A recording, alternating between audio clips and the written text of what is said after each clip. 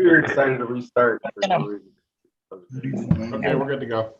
Okay, so I'm calling the meeting to order. Matt, do you want to do the roll call? Do you have the list, or I guess you can see us just for officialdom? This who? We need the roll call. Either you or Sherry can do it. Oh, sure. Rob Baronic is not here, right?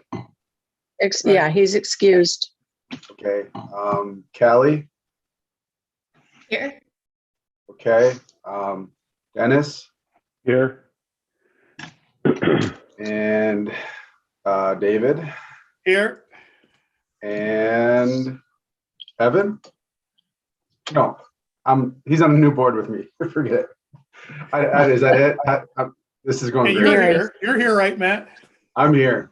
I All think. right, Maybe I'm not. I don't know. Yeah. Next, we're going to the approval of the agenda. Can I have a motion to accept the agenda? Dennis, second. Matt, Second. Yeah. any additions or problems, issues? All in favor, say yes or raise your hand. Yes. All opposed, same sign. That passes. Okay. Next is the consent agenda, which is just the approval of the minutes from February 18th. I'm looking for a motion to accept the minutes. So moved. Matt, second is Dennis. Any comments on this? Any issues with the minutes? Okay, all in favor say yes or raise your hand. Yes. Opposed, same sign. That passes. Next is the treasurer's report. Mary. Good morning, everybody. So just kind of running through the narrative that I've already provided. So for the month of, or for all activity through February 28th, 2021, the biggest mover for the month of February was the collections of the adjustment to the DLP property on their personal property, as well as the payment we finally made to them. So just to get a better understanding of what happened there, there was an error in the classification of one of their parcels, their personal property parcels. It's been carried as a CFT parcel instead of ad valorem. This was corrected at the December Board of Review. So basically, it almost doubled the collections and capture that we're going to have on that parcel. The parcel the amounts for 2020 were already adjusted in the December books, but we didn't recognize the 2019 adjustment until they paid it in the month of February. So that's why you're seeing the $267,000 additional revenues for the DLP project in the month of February. So that's all caught up. Everybody's in good understanding with that, and we should be able to move forward. I will be bringing forward a budget amendment in the future. Of course, this was unbudgeted for, but it's just to be some additional revenues to expect in that project. The other big mover for the month of February was we finally got everything clarified for the payment of their TIF allocation. So that 2.7 million that was paid out in February, that was for the 2 years of TIF approvals that we have done for this project. So again, some big numbers for the month of February, but as that rolled forward to our balance sheet, we still have fund balance of about $4.5 million. 2.1 of that is reserved for some of our bond activities, and that leaves us with 2.3 million available for the rest of this fiscal year's activities, as well as what we can dog year for TIF allocations next fiscal year. I think the items that I have coming up later in the meeting today for invoice payments are just standard bond payments, which are budgeted for, and we should be all set to be able to make those. Any questions? So this means we're going to shorten even more how much time it's going to take to pay off the hospital project. Is that correct? You know, I think the project has been developed, like all of the cash flows that MAC has been able to demonstrate to the board and to the commission has considered that as a ad valorem property. So this was kind of our catch up. Gotcha. It's still Got gonna it. be paid off. Got it. Any other questions for Mary? Okay, I'm looking. Did you have something, Dennis? No, I was just clearing my throat. Sorry. All right. Looking for a motion to approve the treasurer's report. I'll do that. Matt, second, Dennis. All in favor, say yes or raise your hand. Yes.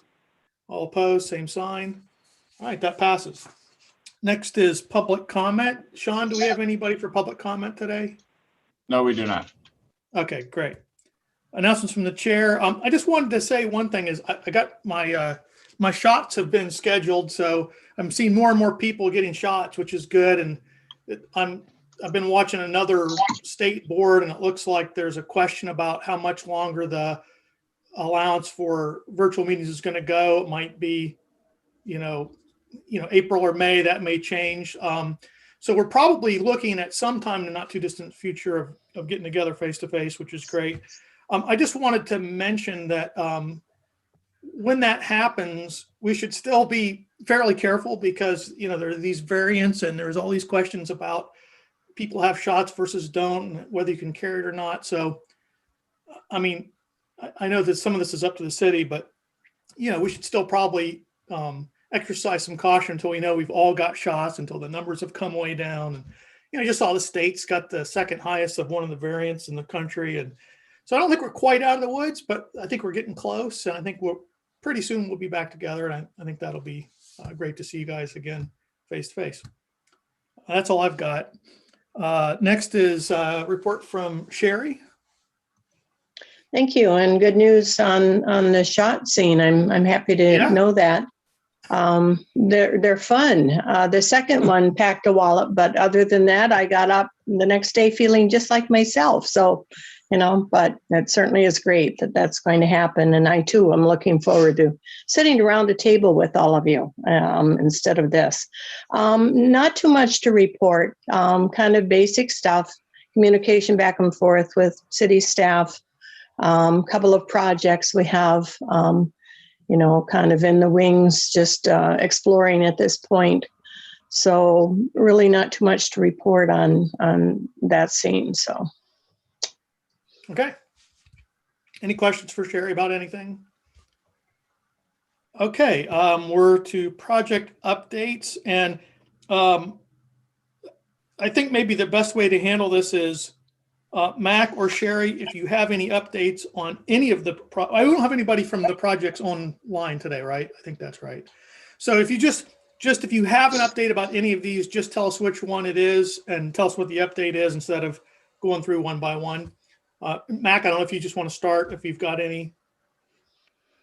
Yeah, I'll just add in on Founders Landing that there has been a request made, or will likely be a request that may come forward from the developers of Parcel 2 to amend the brownfield plan sooner rather than later for local tax capture.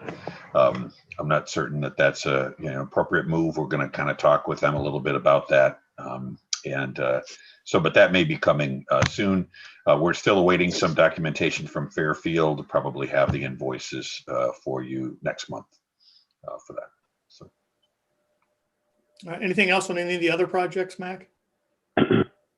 We have the item on Custom House and UP State Bank. We did file the amended Act 3D1 work plan. You recall that you authorized the withdrawal. The changes were made from the developer's environmental consultant. That was submitted yesterday. We're hopeful that it will be a quick turnaround. They've already kind of communicated and approved the basic technical elements of it. It's now just administrative procedure. So we hope we have that approval very soon, within hopefully 10 days or so, because that's kind of the construction timeline of what they have. So that environmental eligible activity will be conducted and have state tax capture. We're still going on. I'm participating in statewide discussions with MEDC regarding Act 3D1 implementation. They're looking at policies. As you may recall, they have MEDC has practiced a lot of discretion and narrowing of opportunities for Act 3D1. A lot of the discussions that they've had with stakeholders have talked about expanding that. I will say that I think that it would be wise after their policy is passed to resubmit the request for the UP State Bank and pursue at least the infrastructure component of that. I think they've heard a lot from people about their process and look to loosen those guidelines up a little bit. So we still may have an opportunity to resubmit for that. And I just had a quick question about UP Bank, and I don't know if maybe Sean and Mac can address this, but I saw that Sean had sent us an email earlier about the city doesn't see a way to move forward with that infrastructure part. Has an actual decision been made there? And if that has been made or is going to be made, does that change anything else about this brownfield project or for us? Do you understand my question? In terms of a decision being made, I mean, we're not going to do it if we don't have a state tax capture. It's not on our current capital improvement plan. It's something that needs to get done, but that list is quite long. So it was just a good opportunity to get it done. So if it comes back up, and we're able to get state tax capture, I can see it being right back on the list. Probably not for this year now, but for the following year. And what was your other question? Well, I just wondered if this has any implications for any other part of our project for the brownfield. That'd be Mac. Yeah, I think they can proceed with the project as they have. This, again, was an opportunity to get some public infrastructure, move that up the list because of the match that the state would provide. No match, move back down to its normal position. But I think, like Sean said, if we end up to be successful, and Sean's done a great job. He's communicated with the governor's office. We've had all sorts of conversations about that, but we haven't gone very far at this point in time. But if that comes back, I think that'll be the discussion to move that back up the list in coordination. It seemed like a good time to do it with the construction activity at that time and coordinate it, but doesn't appear that's going to happen. So.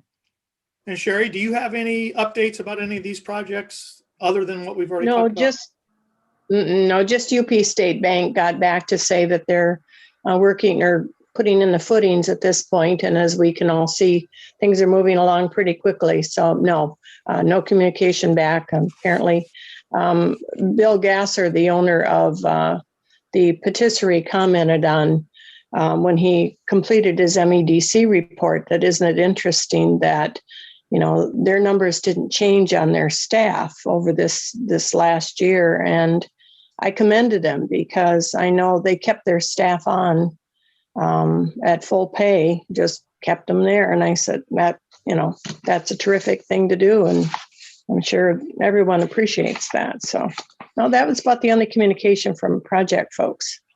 Okay. Any questions from anybody about any of the projects or updates? Yeah, Dennis. On that, for Mac, on the second amendment that the developers might want, is that what we talked about last week, where they want something paid for the cap or something underneath is that for the townhouses? Well, they still have that piece, and that was proposed as the vapor mitigation system.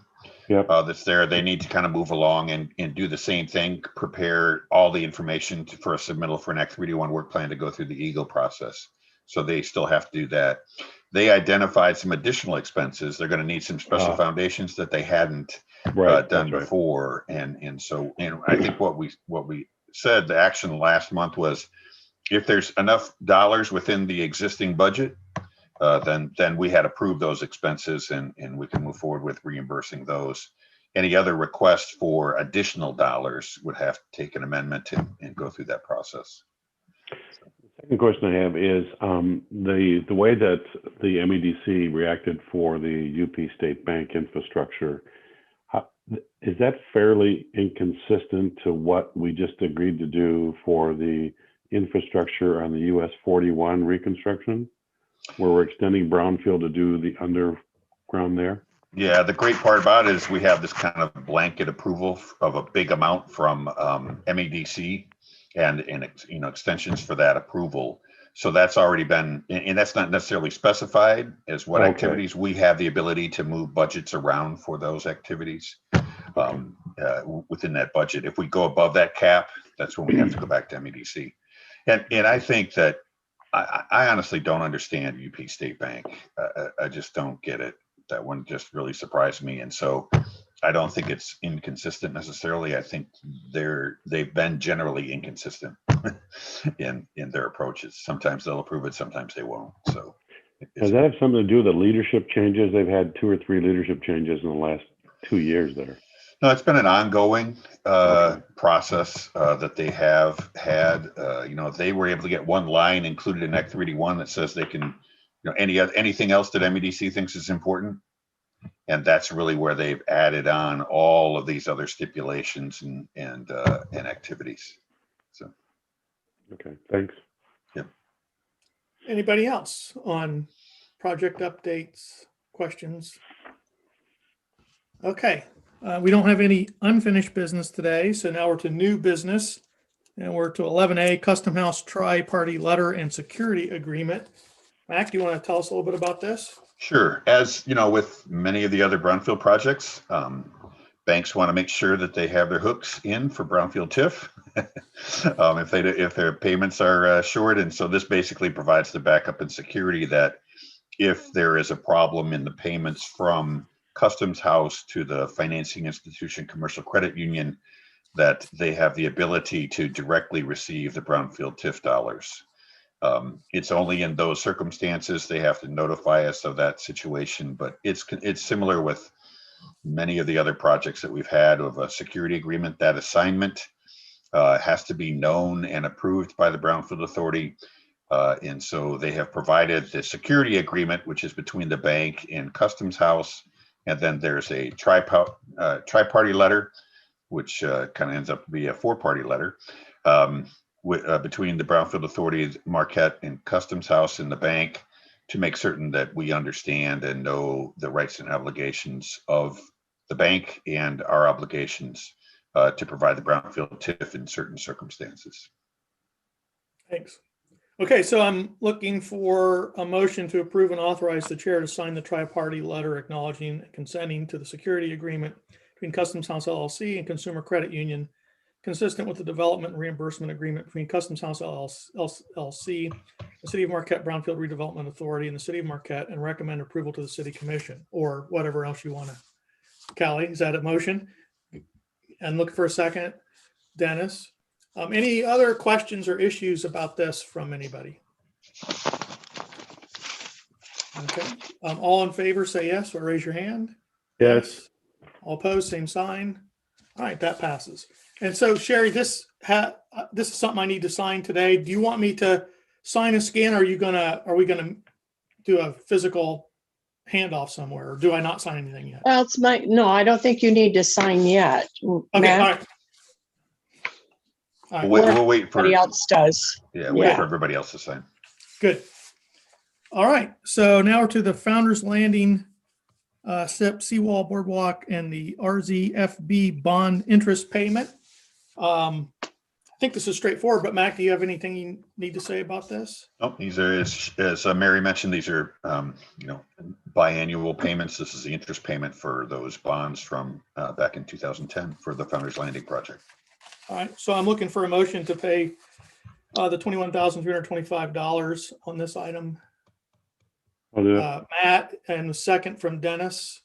Any issues or questions about this? All right. All in favor, say yes. Yes. All opposed, same sign. That passes. So this one I do sign today. Do you want me to just sign it and scan it and send it to you? All right, That'd be so great. Thanks. all right. Next we're, let's see. Well, this is another one, isn't it? Another invoice, this one, Incredible Bank.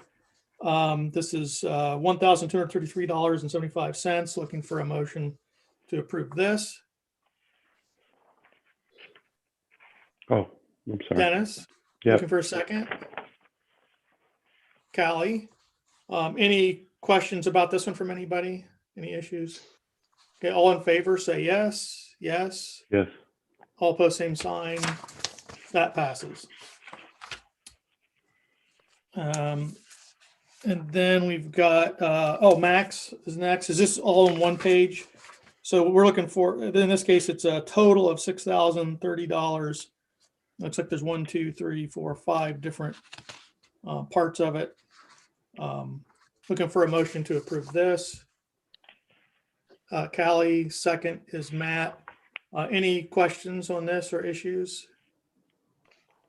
All in favor, say yes. Yes. Yes. All opposed, same sign. That passes. Then we're to public comments. Still don't have anybody online, right? Nope.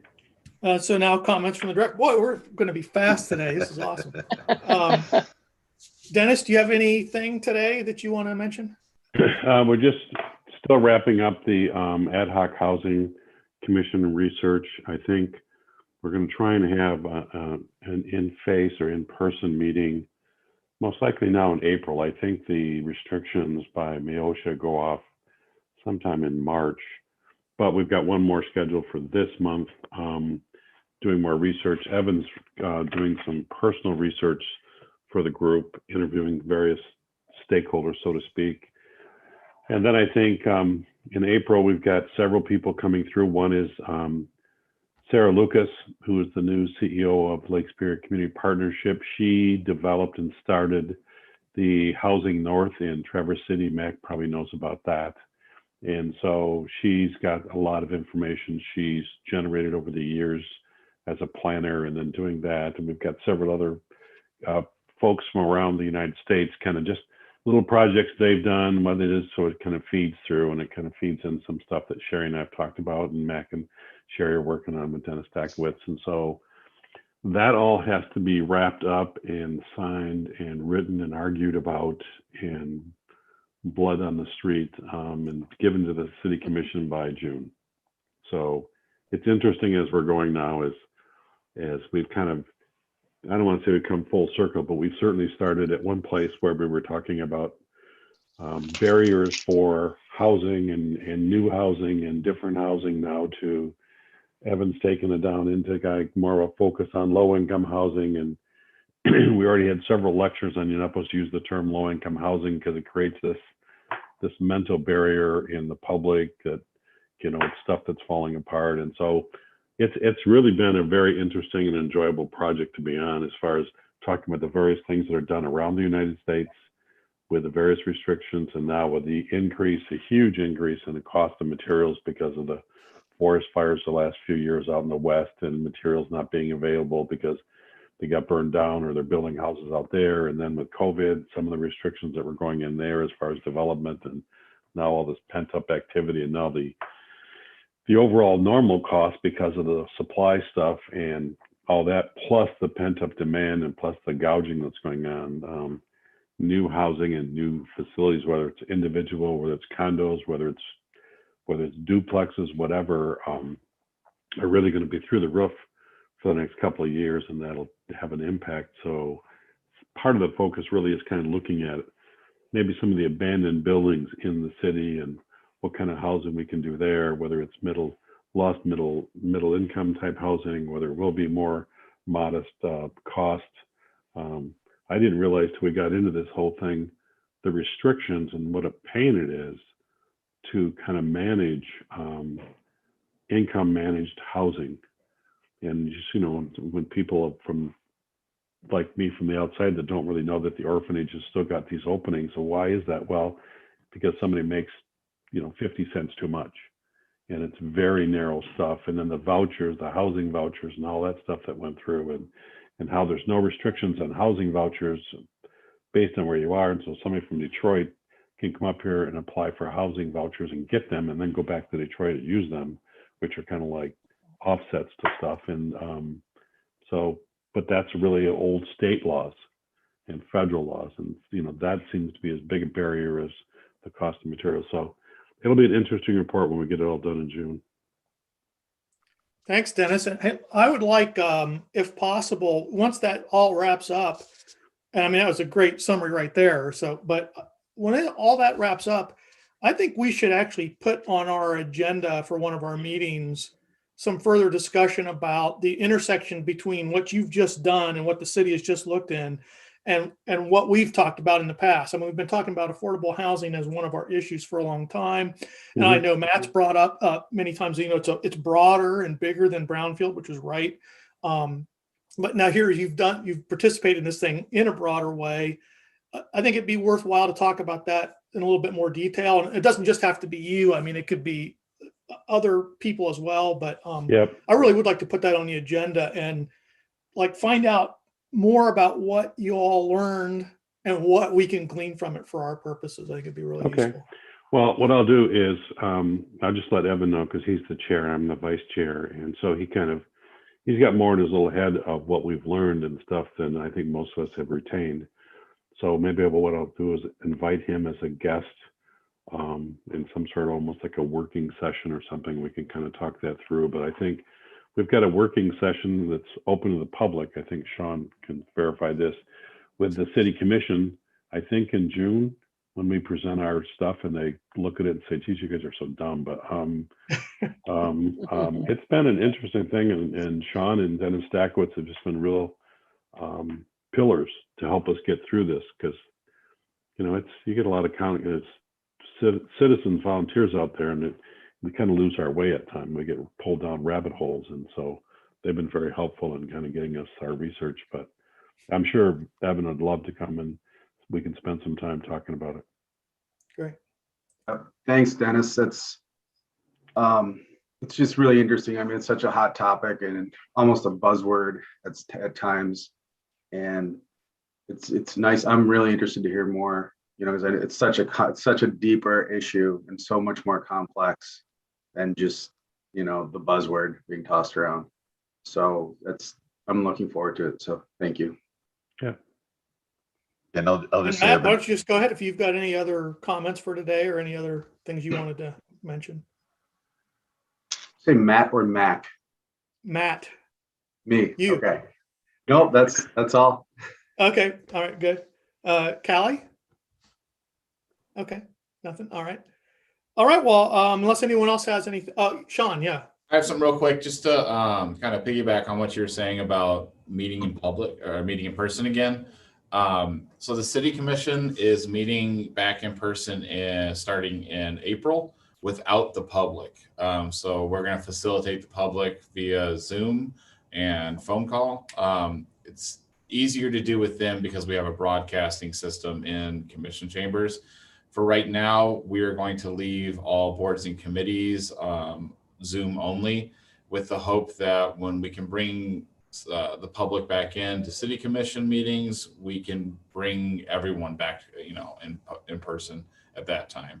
So that's the plan in terms of, using city facilities, meeting in person, and having the public available. Just looking at it, it would be too difficult to have this board meet and accommodate the public at the same time. I know we don't really get a lot of people, usually, but if for some reason we exceeded the 25 person per room limit right now, we wouldn't have a way to make that equitable and ensure like a public process. So our plan on the city side of things right now is to keep all boards and committees virtual until we can bring everything back to normal. So, thanks. And for what it's worth, I really agree with that. I think it's not quite time. We can see it coming, but it's not quite time. So good. And we have that county declaration of emergency, and our attorney told us, I think through the end of the year, we're okay to keep doing it like this. So. Okay, great. Good to know. Yeah, Mac. Yeah, I just wanted to add one thing on the housing piece is that we've been talking with Dennis about some opportunities and concepts. I'm also working in Charlevoix County and Emmett County, integrating brownfield incentives with housing projects. So we'll have some, thoughts about that as well when the housing report comes out. So. Great. Just to be clear, he's talking about Dennis Stakowitz. Yes, Dennis Stakowitz, sorry about that. Right. Yeah, Dennis S. Yes. No, not even Dennis S. Dennis Stakowitz. All right. Anybody else have anything else to say? All right. Well, thank you, everybody.